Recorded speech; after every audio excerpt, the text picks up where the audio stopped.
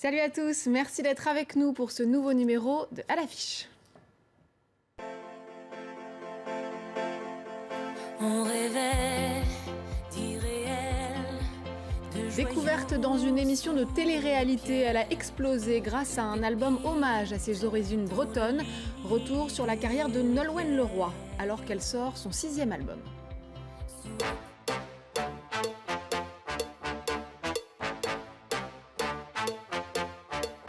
Depuis 15 ans, il fait danser la planète. Rencontre avec le DJ et producteur Martin Solveig, ambassadeur de la French Touch.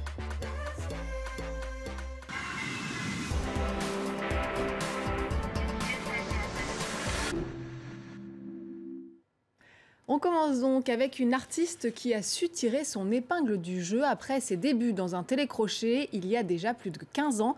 Nolwenn Leroy sort un nouvel album baptisé J'aime, un 6e opus écrit alors que la jeune femme attendait son premier enfant. Loin de mettre sa carrière entre parenthèses, la chanteuse prévoit une grande tournée, de quoi entretenir la belle relation qui l'unit à son public. Une nouvelle chanson, un nouvel album, J'aime.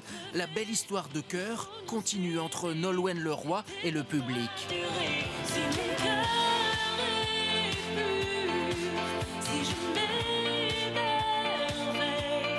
Entre l'artiste et ses fans, un lien s'est tissé depuis 15 ans, fait de simplicité et de naturel. C'est vrai que ce lien avec le public depuis 15 ans, c'est mes plus belles émotions aussi, et je me languis de les retrouver sur scène bientôt. Toutes ces chansons, elles sont pour eux. Qu'elle reste aussi humble et aussi simple qu'elle est, parce que c'est sûrement comme ça pour ça, et qu'on l'aime beaucoup. Nous on adore. Hein. On l'a déjà vu. Elle est très simple et elle est vraiment bien. Hein. juste un peu d'eau sur les lèvres, juste pour me souvenir. Depuis le début de sa carrière en 2002 et dès son premier album, Nolwenn Leroy séduit aussi les plus grands auteurs-compositeurs français, comme Pascal Obispo, Alain Souchon ou Laurent Voulzy. Elle adore les légendes, elle est très à moitié sur terre, à moitié dans les brumes des mystères. La consécration arrive en 2010 lorsque la chanteuse sort un disque de chant breton traditionnel. Plus d'1 million d'exemplaires vendus et toute la Bretagne craque pour l'enfant du pays. Elle a une tête à ne pas se prendre la tête et avoir une grosse tête, comme on dit, quoi. Je pense que c'est ce qui est bien chez nous, les gens sont simples et savent d'où ils viennent. Comme on souffle sur les braises, voilà que le vent rôde, tourne contre la falaise. Nolwenn Leroy est marraine de la Fondation Abbé Pierre. Elle a mis sa célébrité au service des Restos du Cœur. À 34 ans, c'est une artiste complète. Juste un peu de but. Il est l'un des DJ français les plus connus au monde. Producteur, on lui doit quelques-uns des plus grands tubes électro de ces 15 dernières années. Aussi à l'aise dans les boîtes de nuit d'Ibiza que dans les festivals d'été, Martin Solveig a le sens de la fête. Richelle Harrison Pless l'a rencontré lors de son passage à Paris pour le festival Lollapalooza.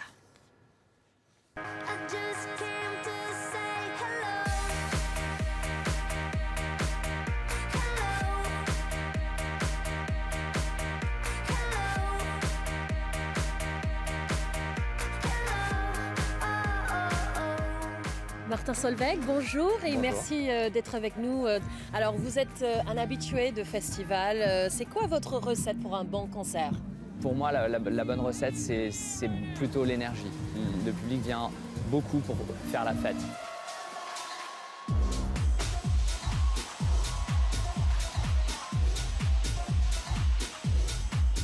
Et donc moi, je me place vraiment dans ce cadre, dans un cadre assez festif.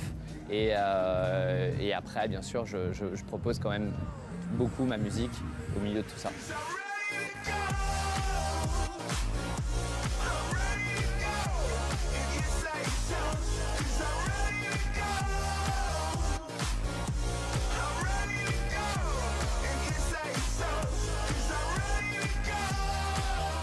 Et ça fait longtemps que vous êtes dans l'industrie. Comment la musique électro a-t-elle évolué depuis vos débuts et comment votre propre style s'est développé depuis? C'est la dernière grande famille de musique à s'être développée après le rap. Aujourd'hui, en même temps, toutes les musiques sont électroniques, même la pop, même le hip-hop, même Tout ça, donc, l'évolution a été massive, elle s'est appuyée sur la technologie. Mon style, bizarrement ou curieusement, j'ai l'impression, n'a pas tant évolué que ça. Ça m'arrive de jouer encore aujourd'hui des morceaux que j'avais produits dans les années 90.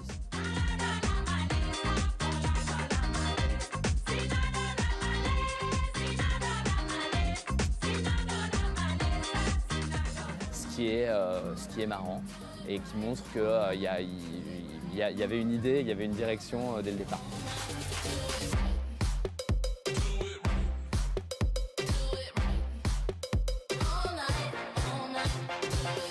Alors, vous avez dit que la chanson Groove is in the Heart de Deee-Lite était un des premiers singles que vous avez acheté.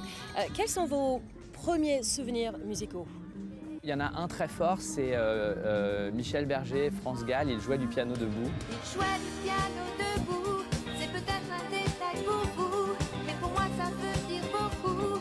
Je crois que c'est mon premier vrai souvenir musical, c'est-à-dire que je me souviens du moment où ma maman avait mis cette chanson dans la voiture et on chantait à tue-tête en vacances. C'est un très beau souvenir et c'est bien parce que c'est un artiste qui compte beaucoup pour moi, que j'aime énormément. Après, des souvenirs musicaux, si vous avez 2 heures, on peut en parler. Oui. Je peux vous raconter des histoires. Je comprends. Vous chantiez dans une chorale quand vous étiez enfant, vous avez reçu une formation classique. En quoi vous a-t-elle servi dans votre carrière de DJ? En fait, elle m'a servi pour me décomplexer par rapport au fait d'écrire, de composer, de chanter aussi sur certains de mes titres comme Intoxicated ou The Night Out qui sont des titres assez récents.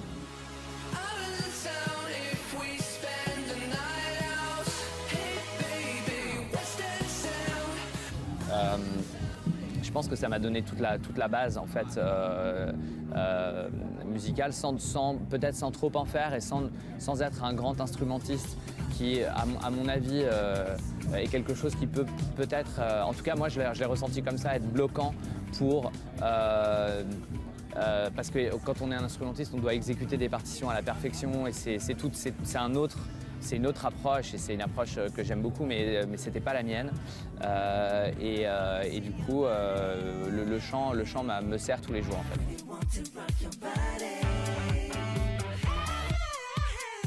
Et vous êtes un des ambassadeurs de ce qu'on appelle la French Touch.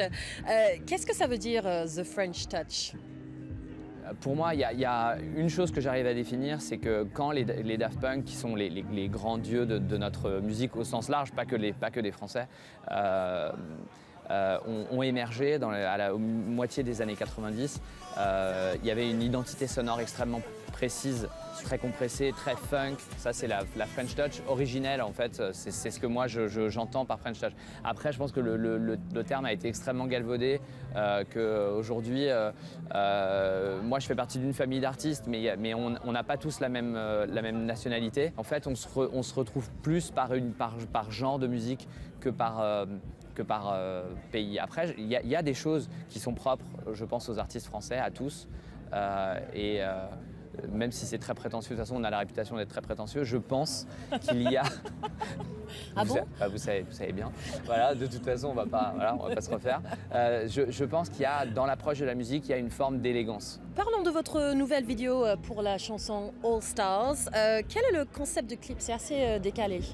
Oui, tous mes clips sont assez pop, assez colorés. Je pense que ma musique globalement est assez joyeuse.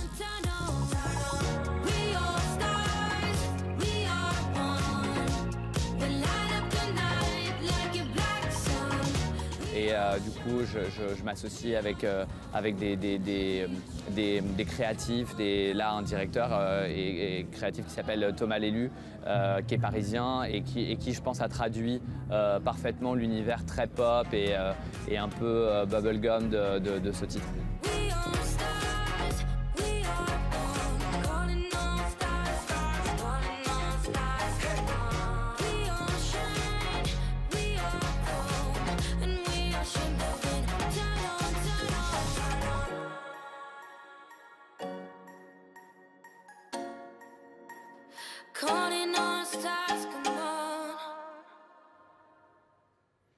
Et c'est la fin de cette émission. Merci à tous de nous avoir suivis. N'oubliez pas de nous retrouver sur france24.com ainsi que sur tous nos réseaux sociaux. On reste en musique pour finir avec Sous les brûlures, l'incandescence intacte, nouvel album de Mademoiselle K et dont voici tout de suite un extrait éponyme. Je vous laisse découvrir et vous dis à très vite.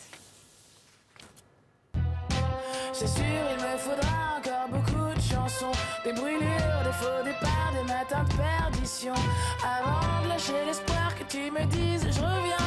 Paumé dans le brouillard, je m'accroche à l'incertain.